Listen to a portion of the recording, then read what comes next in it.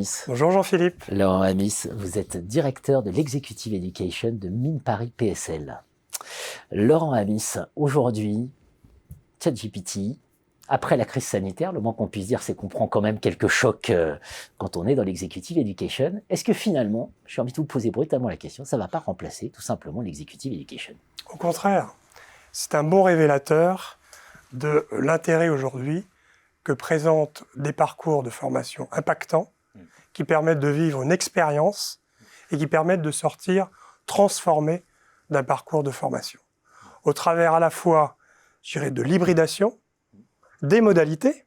Vous parliez de ChatGPT, effectivement, la clé de réussite d'un parcours n'est pas dans du tout présentiel ou du tout distanciel, mais plutôt dans l'hybridation des modalités bien pensées et aussi et surtout l'hybridation des enseignements. Parce que pour appréhender des problèmes d'une complexité forte, seule une approche pluridisciplinaire associant sciences de l'ingénieur, sciences de gestion, humanité, droit, peut permettre de résoudre et d'adresser les défis auxquels sont confrontées à la fois les sociétés, mais aussi les entreprises.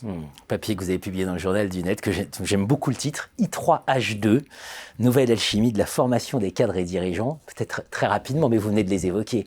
I3, ça veut dire immersion, impact, inspiration. Et puis H2, c'est cette fameuse double hybridation que vous venez de citer. Un exemple peut-être d'immersion qui suscite de l'impact et de l'inspiration?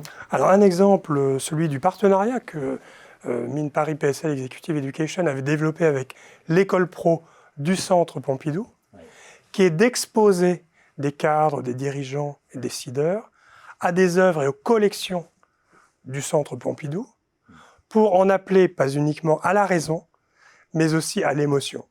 Pourquoi? Puisque lorsque l'on parle de transition écologique, de sustainability, la résolution des problèmes ne se limite pas à la seule invocation de la raison, mais aussi aux émotions. Évidemment. Et puis, par ailleurs, ces sciences humaines et sociales qui sont parfois décriées au cœur du débat public. En revanche, on se rend compte aujourd'hui qu'elles sont absolument fondamentales à l'heure de l'IA, parce que c'est la culture générale qui se joue derrière. Tout à fait. Si vous prenez l'exemple de l'IA, effectivement, la data science ne doit pas occulter les questions d'éthique, les questions de régulation ou encore les questions de droit. Si Rabelais était encore des vivants, il ne renierait certainement pas sa maxime « Science sans conscience n'est que ruine de l'âme ». Science sans conscience n'est que ruine de l'âme. Et si finalement ChatGPT était une grande chance pour l'Executive Education? Affaire à suivre. Merci Laurent Amis. Merci Jean-Philippe.